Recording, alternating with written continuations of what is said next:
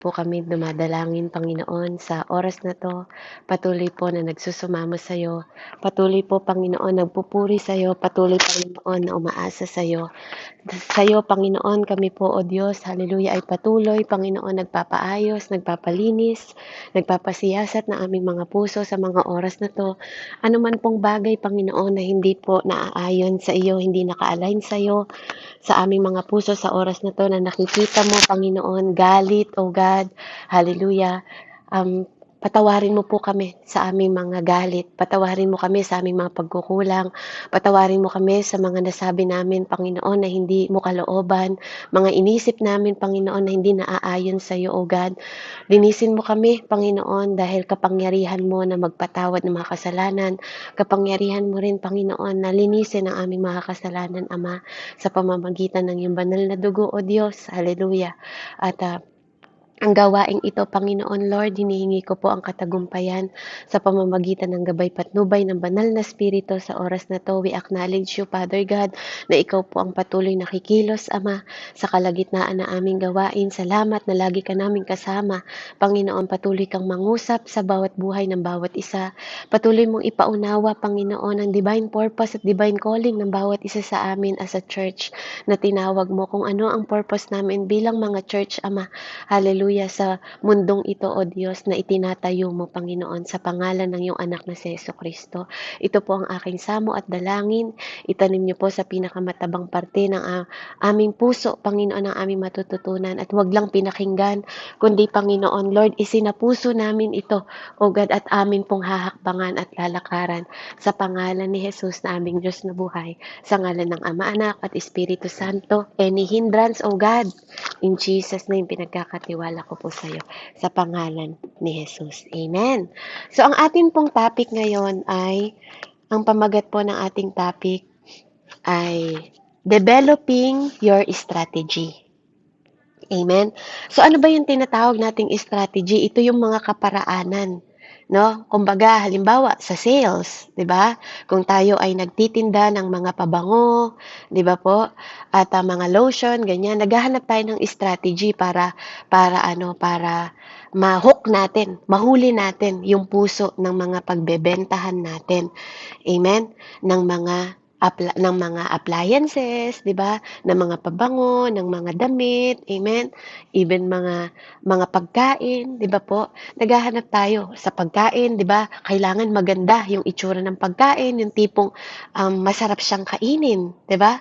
Yung tipong masarap siyang tingnan, para tinitingnan mo pa lang, masarap na yung pagkain, mahihikayat mo na, 'di ba po? Yung kakain ng pagkain. Amen? Picture pa lang, 'di ba po, naglalaway na yung customer. So, yun yung mga strategy na po na ginagawa na ginagawa natin sa pangkasalukuyan na realidad ng pamumuhay sa mundong ito. Amen? At ngayon naman, pag-aaralan natin bilang mga evangelist, 'di ba? Bilang mga church. Ano ba yung strategy na tinuturo sa atin ng Panginoon? So, tayo po'y dumako sa 1 Corinthians 9:22. Hallelujah. Babasahin ko po sa English. Ate Jane, pakibasa po sa Tagalog. 1 Corinthians 9:22. Whatever a person is like, I try to find common ground with him so that he will let me tell him about Christ and let Christ save him. Amen. Pabasa po sa Tagalog. Amen po, sabi po dito. Sa piling ng mahihina, ako'y naging parang mahina rin upang mahikayat ko sila. Ako'y nakibagay sa lahat ng tao upang sa lahat ng paraan ay makapagligtas ako ng kahit ilan man lamang. Amen po, sis. Amen. Praise the Lord. And then, dako po tayo sa Matthew 4, verse 19. Na po, yung first natin is 1 Corinthians 9:22 po. And second verse natin is Matthew 4:19. Jesus called out, "Come along with me, and I will show you how to fish for the souls of men." Amen. Pabasa po sa Tagalog. Matthew 4:19. Amen, sabi po dito. Sinabi ni Jesus sa kanila, "Sumunod kayo sa akin at gagawin ko kayong mga mangingisda ng mga tao." Amen po, sis. Amen. So, purihin po ang Diyos. So, developing your strategy. Paano ba natin made-develop o mapaghuhusayan ang mga strategy na po na gagawin natin.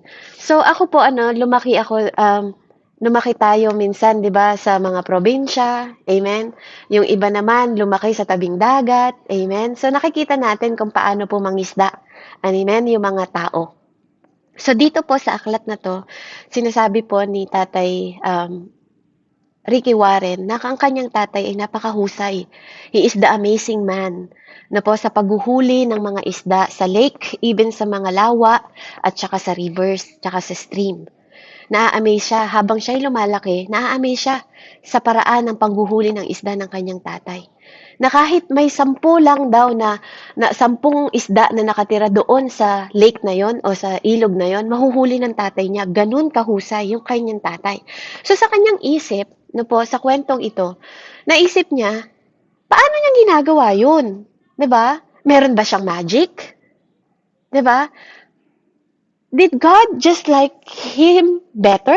Siya lang ba yung nagugustuhan ng Panginoon na, alam mo yun, na para makakuha ng isda? Kasi siya, lagi siyang kasama ng tatay niya.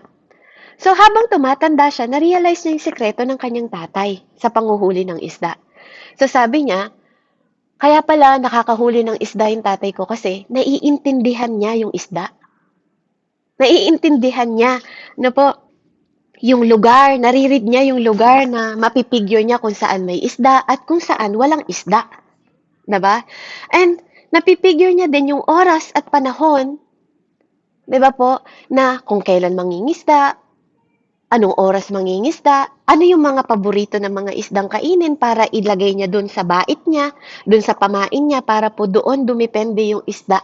At anong type ng isda yung paborito nilang pagkain, yung kung uod ba yon o anong mga klase ng pagkain, 'di ba? Na inilalagay niya doon sa kanyang bingwit. Amen? At alam niya rin kung ang temperatura ay maayos sa paghuhuli ng isda. And now, nakita niya sa tatay niya, even yung lalim at babaw ng tubig, alam din ng tatay niya. Kaya dito, natuklasan niya yung easy way na para ma-attract at posible pala na makahuli ka ng mga isda. Ano po? At dito, nakita niya yung term ng tatay niya, yung mga termino na ginagawa ng kanyang tatay para makahuli ng isda. So, in contrary, no po, sa kabila ng lahat ng yon, hindi niya naisip yung mga strategy kung paano mangisda. Kaya pala hindi siya nakakahuli ng isda noon, 'di ba? Ang gusto lang niya, itatapon niya yung bingwit, 'di ba? Huhulihin niya, 'di ba? Manghuhuli siya ng isda, makahuli o wala, bahala na, 'di ba? Take it or leave it, bahala na, 'di ba? Yun po yung ano niya, yun yung kanyang attitude that time. And minsan tayong mga mananampalataya, ganun din tayo, 'di ba? Okay lang kahit mawin or hindi, okay na yun, 'di ba? And okay na yung okay na.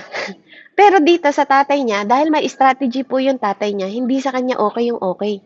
Hindi okay sa kanya yung interested ka sa pangingisda, pero hindi mo nai-enjoy. Nai-enjoy mo lang na nasa outdoor ka, pero hindi ganun yung value mo, yung pagbabalue mo sa pangingisda. Katulad ng actual na pagbabalue ng tatay niya. Kasi inalam lahat ng tatay niya eh. Yung lahat ng strategy.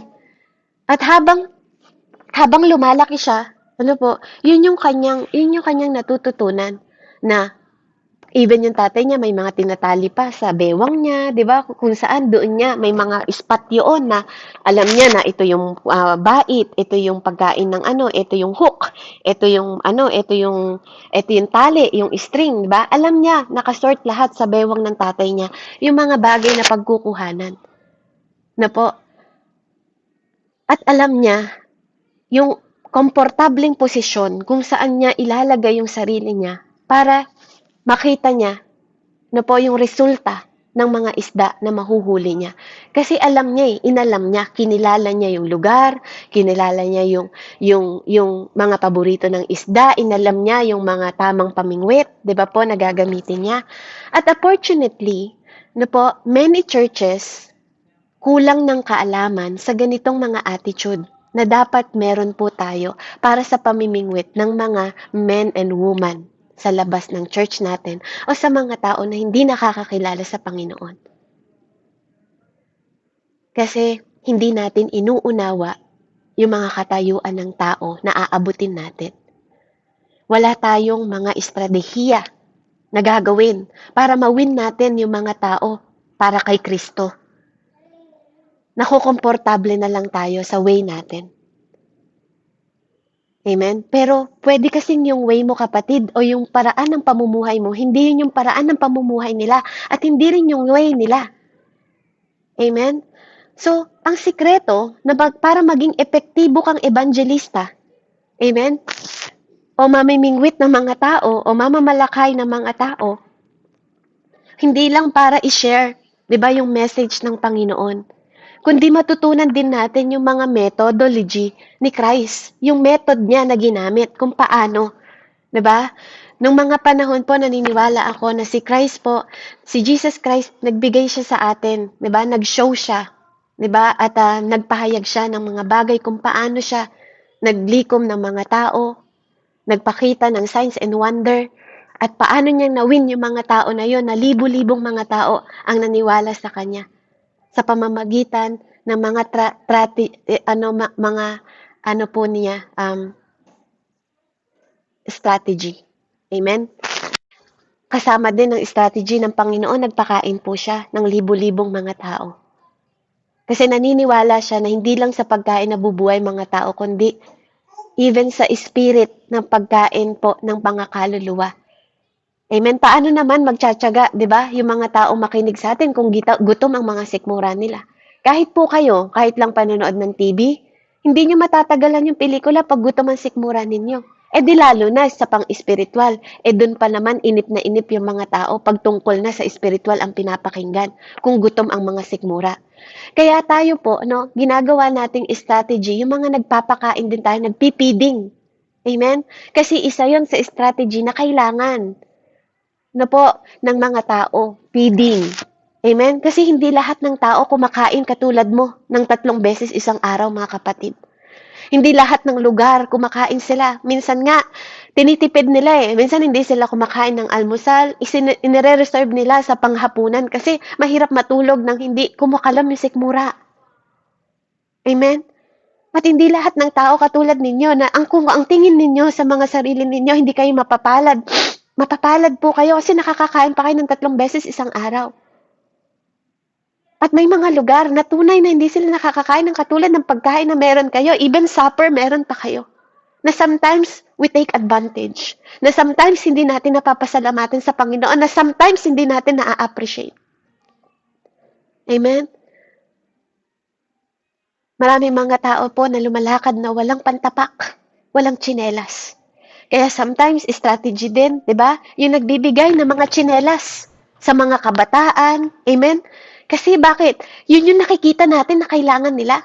Lalo na yung mga tao na nakatira sa mga bundok. Amen? Na po, yung mga pangangailangan na talagang pangangailangan nila para mawin natin yung puso nila. Para mawin natin. Amen? Yung mga tao na yan na makita nila na nagmamalasakit tayo sa kanila. Amen? Na yung mga tao na yun, pag nagpupunta tayo sa bundok,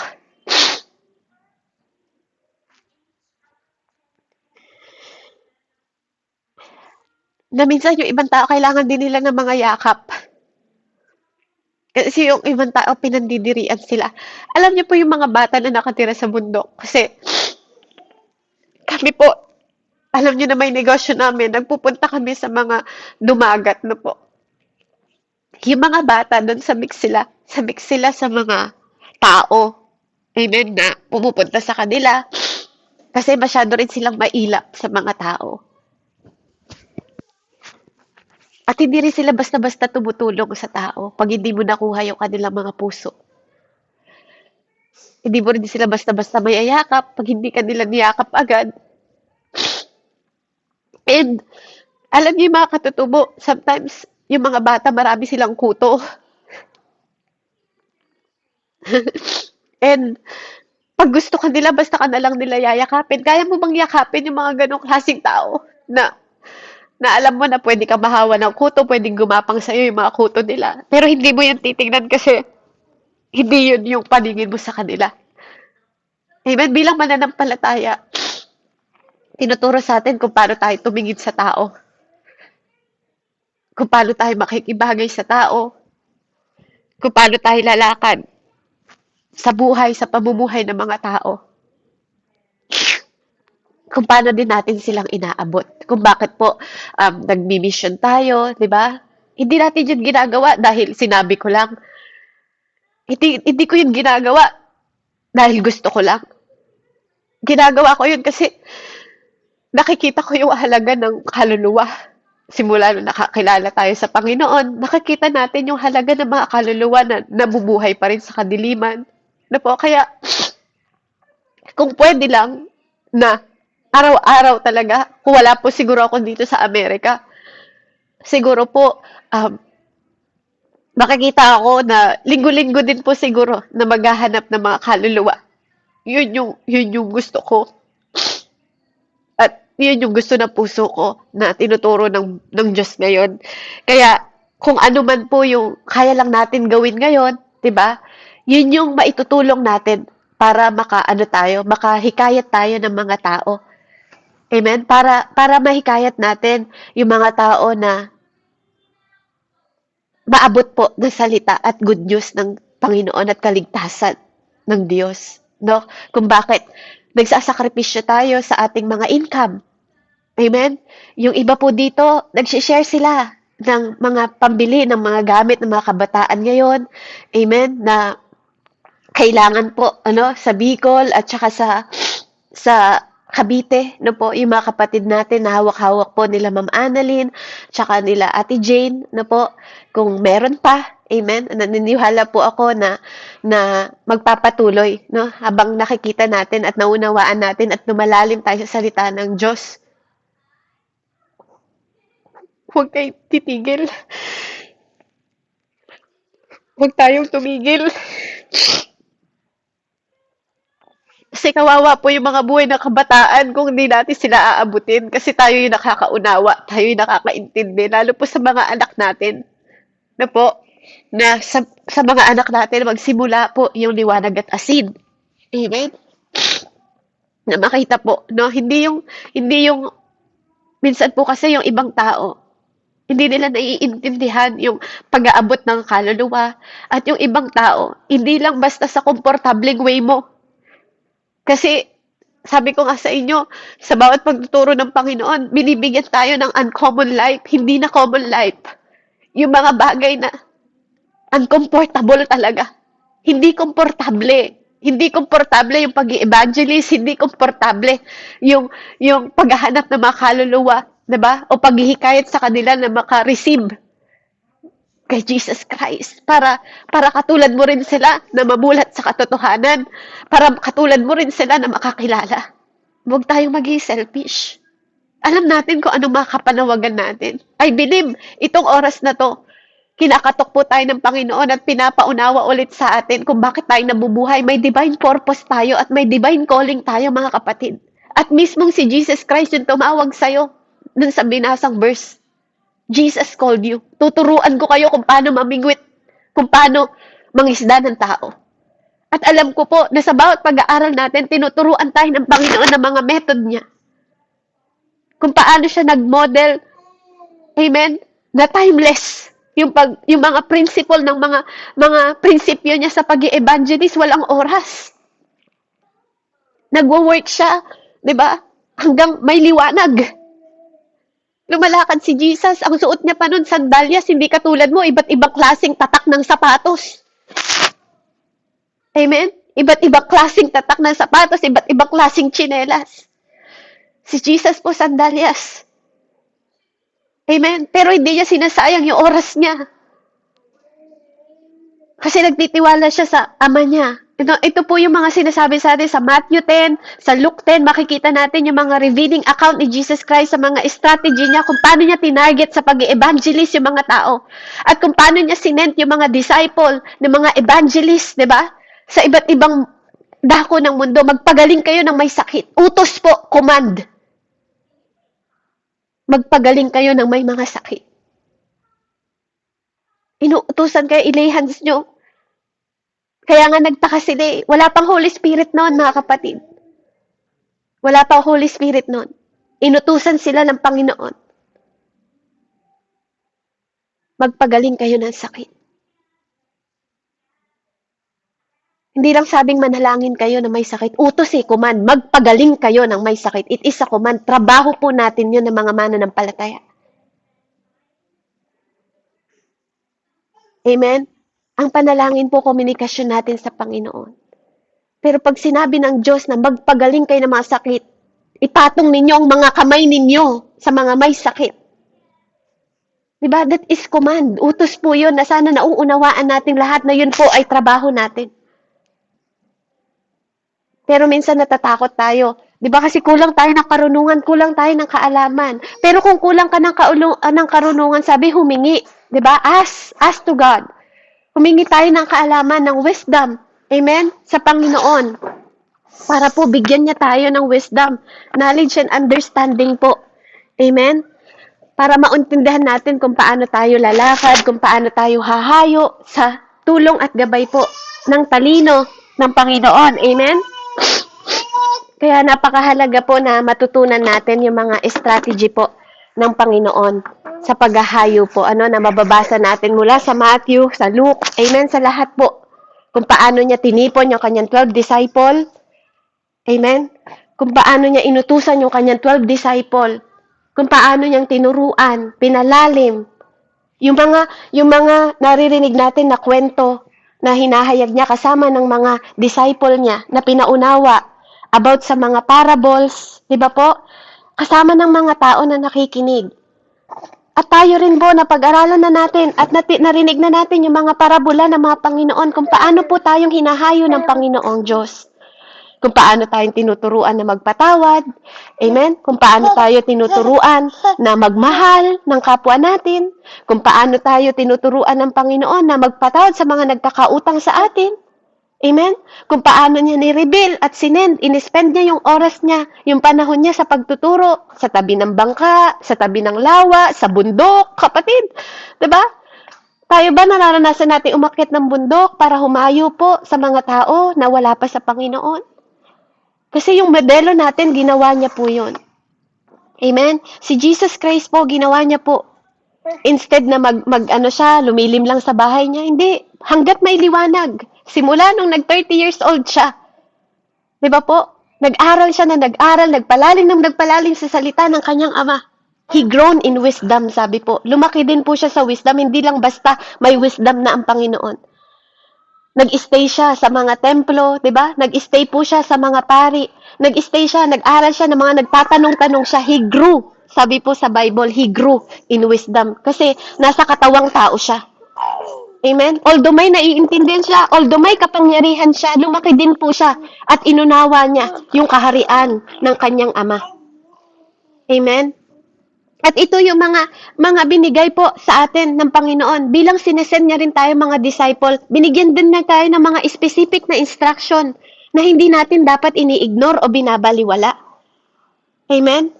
Hindi lang natin to dapat sinasabi. Dapat inaalam natin kung paano to i-share sa ibang tao.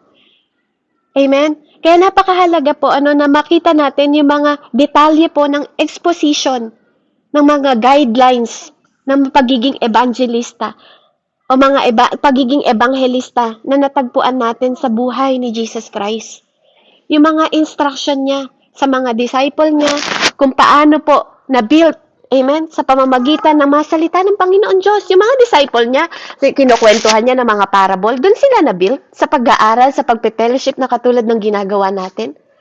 Kung bakit nakita nila ang importansya at kahalagahan ng mga kaluluwa ng mga tao. Amen? So, ito po yung tinuturo sa atin on how we develop our strategy. Na po kung paano tayo makakahook ng mga kaluluwa po ng mga tao. Amen? Ikaw kapatid, saan ka hinuhubog ng Diyos? Amen? So, ang first po natin dito, know what you are fishing for. Amen? Saan ka pinapagda? What kind of fish? Anong klase ng fish? 'Di ba? Ang magdedetermine every part of your strategy. Anong klase ng mga isda? Amen? Anong klase ng mga isda, ng mga tao, yung kailangan mong isdain? Amen. Makikita natin yung mga strategy na dapat po alam natin. Alam nyo minsan, ito po, pumasok lang po, na-impress lang sa akin ng inspiration ng Holy Spirit. Kung ano yung buhay na kinakatayuan mo, yung mga pagsubok na kinatatagumpayan mo, yan yung ministeryo mo. For example, ikaw is napagtagumpayan mo yung dapat maghihiwalay kayo ng asawa mo, 'di ba? Pero napagtagumpayan mo na ipaglaban yung inyong relasyon, naging mas matibay kayo kaysa dati, naging mas sweet kayo kaysa dati. Amen po. No, kasi doon din ako galing eh. Doon po kami galing na mag-asawa. Amen. Bago po kami nagkaroon ng siyana. Na po. And doon ko rin nakita yung sakit na mamatayan ng 2 anak bago po kami makabuo ng bata. Amen. Sa pamamagitan po ng biyaya ng Panginoong Diyos. Kasi alam ko din na may mga kasalanan din ako na pinagbayaran ko kung bakit yung consequence, tinatanggap ko po yun ng maluwag sa puso ko. At nagpapasalamat ako sa tamang panahon na binigay ng Diyos. So, ganun din ako. Kaya tuwing minsan mag-aano ako, sinasabi ko rin po yung about sa mag-asawa na kung paano mapapahalagahan natin yung relasyon natin sa pagiging mag-asawa. No po, mahalaga po 'yon. Kasi minsan, no po, yung wala sa asawa natin, hinahanap natin sa iba. Minsan, meron namang 80% sa asawa natin, yung 20% na wala sa kanila, hinahanap mo sa iba. Amen? So, sa ganung paraan, naisi-share ko yung buhay ko. Amen? Nasi-share ko din yung pagiging lasinggera ko dati, 'di ba?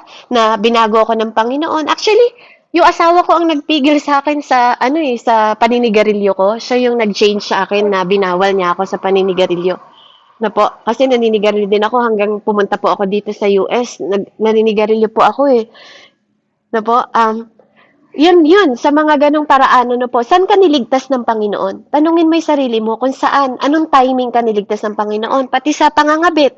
Ano po, sa mga ganong kasalanan, hindi po ako exempted, mga kapatid. Ano po, kaya kung nagpapahayag po ako ng salita sa mga kasalanan na ginawa ko, ako din po yun noon. Dati ko ring mess up, dati ko ring mga basura po ng buhay ko yon. Pero salamat po sa biyaya ng Panginoon kasi doon ko nakita yung kabutihan ng Diyos sa buhay ko. Na meron palang pwede pala akong baguhin ng Diyos. Kaya yun po yung napapahayag ko sa tao. Kaya yun yung eager ng puso ko na maipahayag po sa mga tao yung magandang balita kahit na hindi ako yung humahayo. 'Di ba? Na kahit na sa pamaraan lang po ng ano natin behind the scene, 'di ba? Kahit na behind the scene lang tayo na gumagastos sa mga pinansyal na pangangailangan ng mga ministry, 'di ba po? Ng mga missionaries, 'di ba? Na dinadala ng ministry na 'to. Kahit na online lang tayo, 'di ba? Nakarating po ng Bicol, nakarating na Nueva Ecija, nakarating na Olongapo, nakarating ng Bataan, 'di ba po? Nagkaka-meet tayo, 'di ba? And I hope makarating din tayo sa iba't iba sa lugar nila Kuya James, 'di ba? Kuya Lindon sa Pangasinan, nila Kuya Raymond, nila Ate Billie Jean, 'di ba po? Sila Ate Therese, nag-meet na rin po sila, 'di ba? Sa pamamagitan ng online na 'to. Amen. Yung goal po, yung purpose at divine call sa atin. Amen. Na gusto pong matutunan natin. No, ikaw tanungin mo, saan ka binago ng Panginoon? Kasi isa 'yon sa sign ng calling mo. Isa 'yun sa sign ng calling mo. Kung hindi mo alam yung calling mo, kung saan ka binago ng Diyos, kung saan ka pinagaling, katulad sa Ate Therese, di ba? Ang calling niya is, she was healed by cancer. So, nagbibigay siya ng inspirasyon sa mga cancer patient, di ba? Nagbibigay siya ng pag-asa sa mga cancer patient. Kasi yun yung binigay. Di ba? Na-witness siya dun sa kabutihan ng Panginoon. Yung ibang mga tao magaling sa pagpapatawad. Di ba? I-share mo din kung paano ka nagpapatawad sa ibang tao. Paano mo na-overcome ang pagpapatawad. Amen? Kung paano naman hindi dapat mag-away ang couple. May mga couple na magaling kayo, 'di ba? Nakikita kayong modelo ng mga tao sa paligid ninyo. Yung pagkasamahan ninyo sa hirap at ginhawa, nagtutulungan kayong mag-asawa. Alam nyo ba na may nanonood sa inyo? Amen? At yun yung mga bagay, 'di ba? Yung mga ugali, 'di ba? Na katulad nung nakikisalamuha nga tayo sa mga tao na hindi na gumagawa ng mga hindi dapat natin gawin. Pero napapansin ka kasi hindi mo ginagawa at hindi ka nakikisalamuha sa mga bagay na ginagawa nila. Diba? Hindi ka na nakikisama sa dating mga chismosa, hindi ka na nag-iinom, nakikisama pa sa dating mong kaibigan na nagiinom kasi dapat alam mo na yun eh. 'Di ba? Hindi mo na dapat gawin at hakbangan pa kasi it's the same thing mga kapatid. Subukan nyo pong uminom ngayon, sasakit din yung ulo nyo. Same feeling din ng same feeling noon. Hindi magbabago. Pero sa Panginoon, pag lumalapit tayo at nagpapalakalasing tayo sa Espiritu ng Panginoon, amen, mas makikita natin ang totoong kabuluhan ng purpose natin. Kung paano tayo mag-a-approach, kung paano tayo magkakaroon ng demand at mga unique na strategy sa mga tao. Alamin natin, amen, kung anong klaseng mga tao yung tinatawag para sa atin ng Panginoon. Amen? At alam natin na lahat ng tao po nangangailangan ng Panginoon. Ang taong walang Panginoon, parang walang mga patay po. Amen? Yan ang salita ng Diyos. Patay ang mga taong walang Panginoon.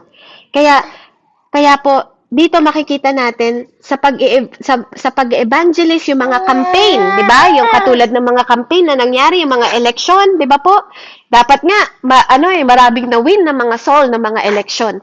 Kung paano din ginagawa yung pag-election, 'di ba? May mga strategy sila. Dapat ganun din tayo mga kahusay ng mga mananampalataya.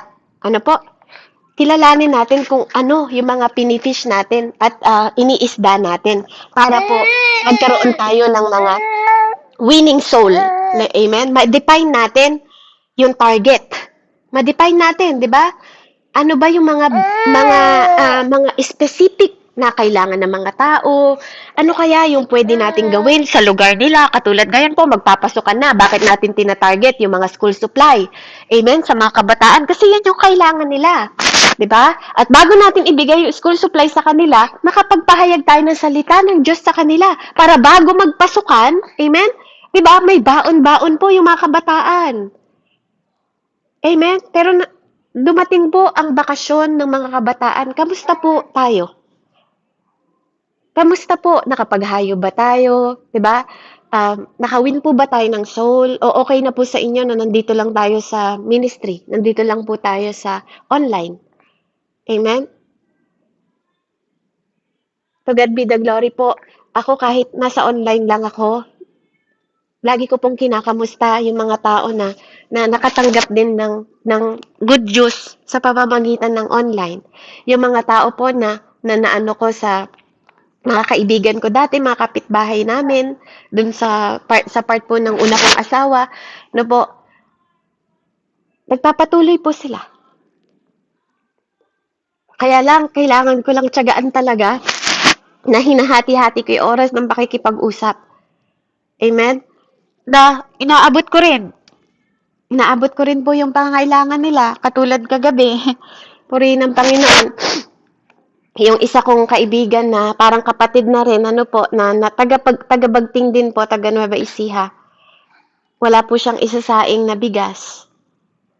Alam niyo yung minsan yung kailangan alam natin yung pain na, 'di ba, yung parang inaana natin sa kanila na ate, yung pagtawag pa lang ng ate, alam mo merong feelings na alam mo na eh. 'Di ba pag may nagte-text Nay, Ate Teres, 'di ba pag alam mo na yun na may kailangan yung tao. Na alam mo yung nakakaawa na hindi pa kumakain. So sabi ko nga sa kanya, wala bang bigas si Crystal? Pumunta ka na ba doon? Parang ganon. Nahiya na po ako ate kasi lagi ako nandun sa best friend ko. Yung ganon. Kaya sabi ko, sige, ibigay mo ka ako yung ano mo at bumili ka ng bigas para mapakain mo na yung anak mo kasi nag-abroad siya. Tapos yung pag-abroad niya sa ibang bansa sa Middle East, nagkaroon siya ng iba't ibang anak sa iba't ibang lalaki. So, yun po, kung paano ko na-win yung batang yun. Sinabi ko sa kanya na hindi mahalaga yung pagkatao mo, hindi mahalaga yung mga ginawa mo. 'Di ba? Hindi mahalaga lahat ng yun. Pero hanggang ngayon po, kahit nahihirapan siya, nakita ko po siya nakasama po, na sumasama sa church, na po, sa ano ng kapatid ko. At siya rin yung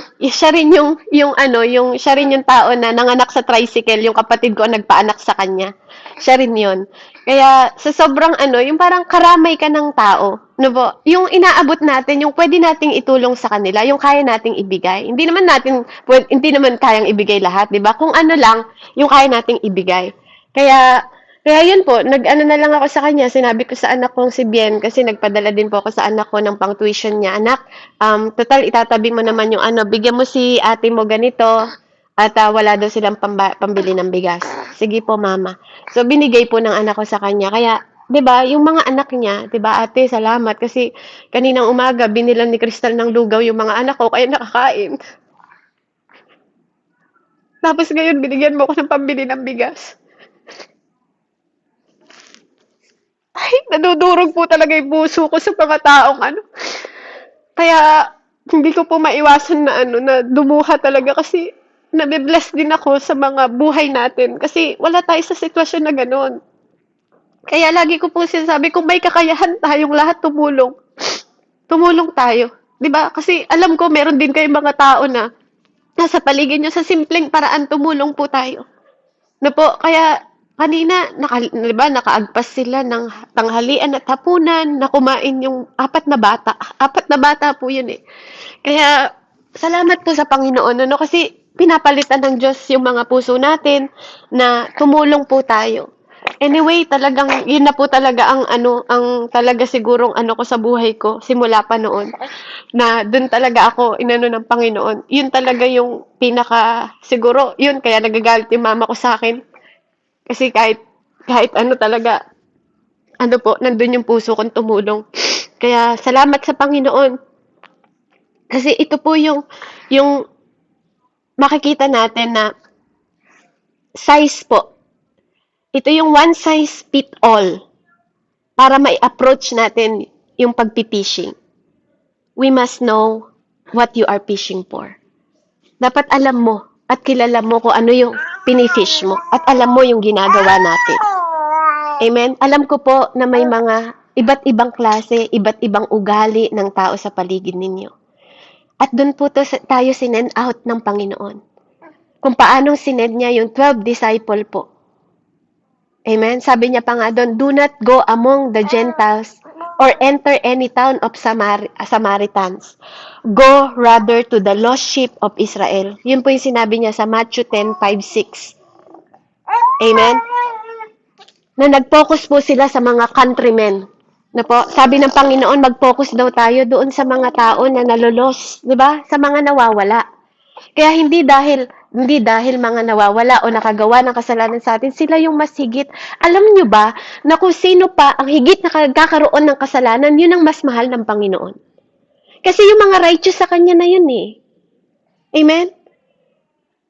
Isa pong kwento po, si Cain at si Abel. Tingnan nyo po, mas yung favor, yan po yung pinapaunawa sa akin kahapon pa. Yung favor na kay Cain, wala kay Abel.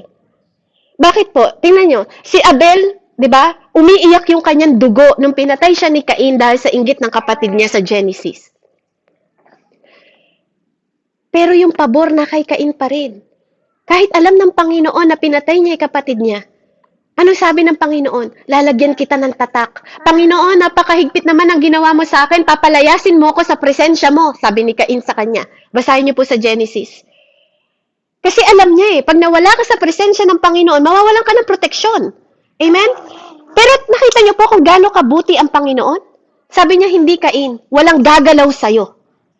Lahat ng gagalaw sa'yo, parurusahan ko ng 7 times. Diba? Pero pumatay si Cain, mga kapatid. Mamamatay si Cain?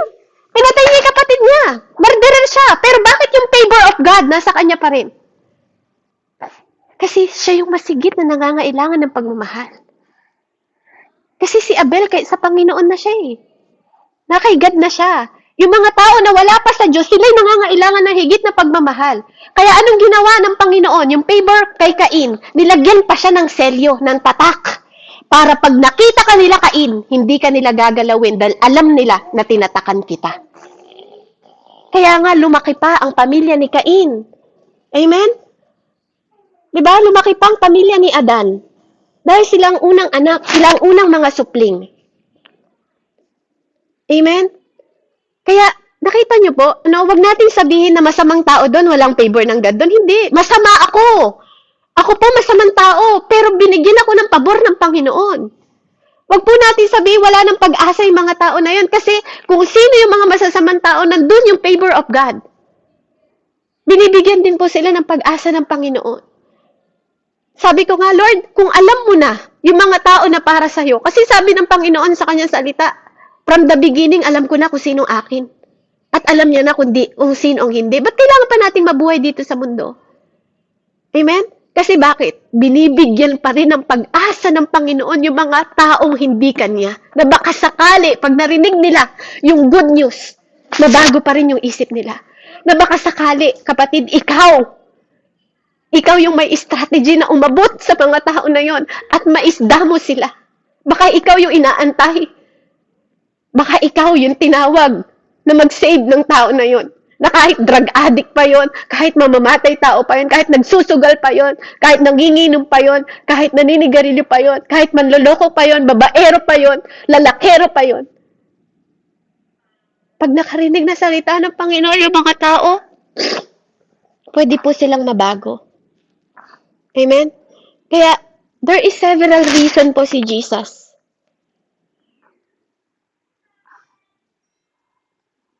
Pero kailangan natin tong maunawaan ng mas malawak yung target na binibigay po sa atin. Yung narrow, yung several reason niya kung bakit masikip ang daan papunta sa Kanya. Yung mga target natin ng mga tao, amen, na mga dinidisciple po natin, mostly na mga inaabot po natin, yun yung mga tao, amen, na alam ko po, na inilalapit at ilalapit din sa atin ng mga Panginoon. Kasi tayo nga po, hindi naman natin pinlano na magkakilala, hindi po ba? Hindi naman natin pinlano magkakilala lahat, pero bakit po tayo nagtatagpo-tagpo? Amen? It is the way of God. Ito po yung strategy ng Panginoon na magkaroon ng pandemic, amen, at magkakakilala-kilala po tayo. Amen? Kahit sa pinakamasakit na paraan pa, yung iba nakilala natin. Amen? Kaya napakahalaga po, sa chapter po na to, makikita natin kung paano po dinefine ni Jesus Christ sa mga disciple yung target po. Amen? Para maging effective ang kanilang pagdi-disciple o ang kanila pong pag-i-evangelist. Hindi dahil komportable sila, kundi sa mga panahon na hindi sila komportable. Because our life po, hindi na po talaga common. It is uncommon. Amen? Dadalin tayo ng Diyos sa mga taong, di ba, walang patient. Kasi hindi mo mahahasa yung patient mo kung ikaw rin wala kang patient, di ba? Kaya nga sinasabi natin, walang taong nabubuhay sa sarili lang. Kasi hindi mo malalaman na mabait ka kung hindi yun mapakita sa mga tao. Amen? Kaya napakahalaga po na hinahasa din tayo sa mga tao sa paligid natin at kung paano tayo mag-a-approach sa mga tao. Amen? Na kailangan po nating isdain.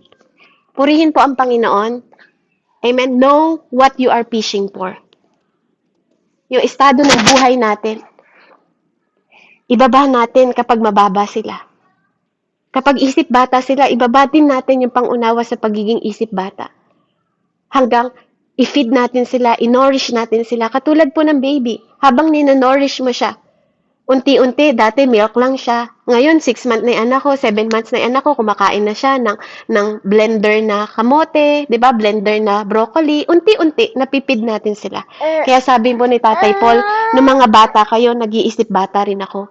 Pero may panahon din mga kapatid ng pagtanda at pag-mature. Hindi laging sasabihin na, tao lang ako, nagkakamali ako. Hindi po. Kasi God make you perfect. Di ba? God make you righteous. At yun lang yung dapat mong tanggapin at maintindihan na habang lumalalim tayo sa salita ng Panginoon, maunawaan din natin na tayo po nag-a-approach ang Panginoon sa atin from the beginning, finish din tayo ng Panginoon. Hindi tayo naganap sa Diyos, siya ang naganap sa atin. Hindi tayo ang tumawag sa Diyos, siya ang tumawag sa atin. Hindi ikaw ang pumili sa Diyos, ang Diyos ang pumili sa atin. Kaya panahon na para tayo naman po ang humayo na ina-approach ng Panginoon kung bakit niya tayo tinuturuan mangisda. Kung bakit siya mismo ang naging modelo natin na hindi napapagod kakalakad maghapon. Amen? Kakapagaling ng tao maghapon. Hanggat may liwanag, sabi niya nga, maglakad kayo dahil darating ang gabi na hindi nyo na makikita ang daan.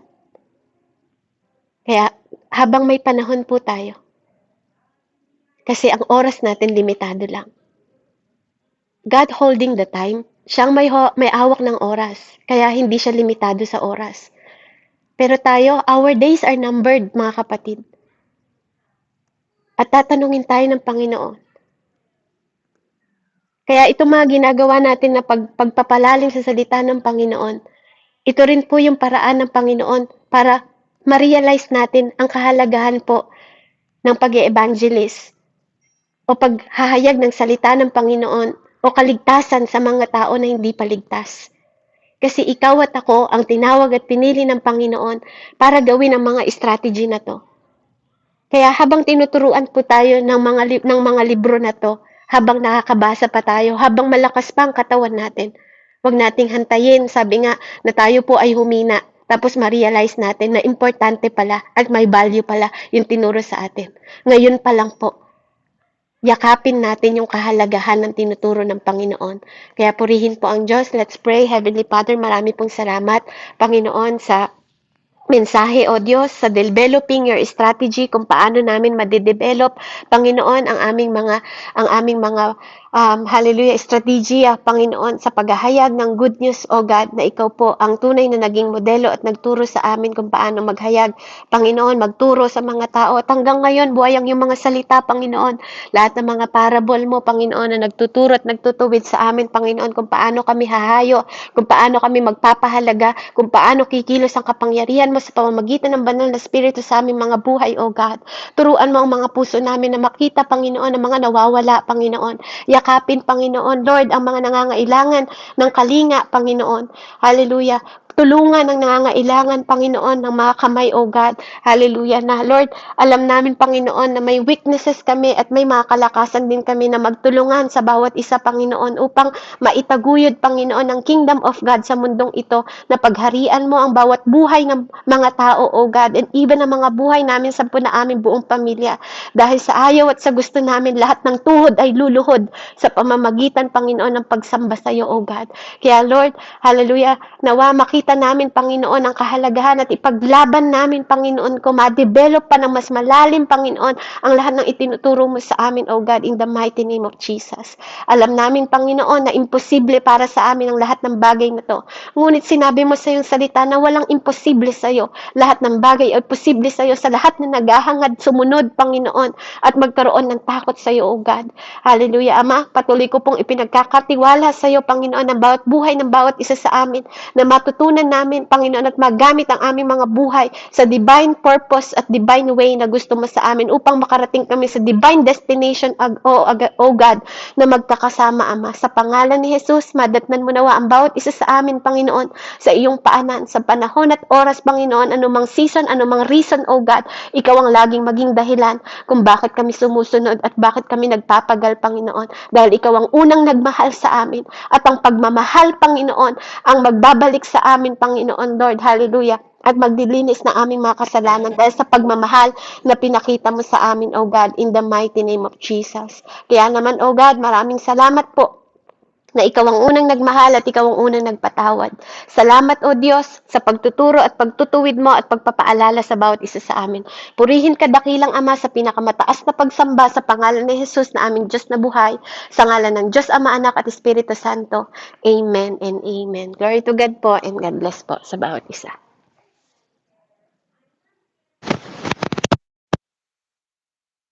Mo po, Sister Bev. Sa napaka-bless na mensahe sa mga oras na ito. Ayan. Ang aking headset, kailangan ko tanggalin, tapos ipasok na naman. Praise God. At glory to God po sa buhay mo po, Sis Bev.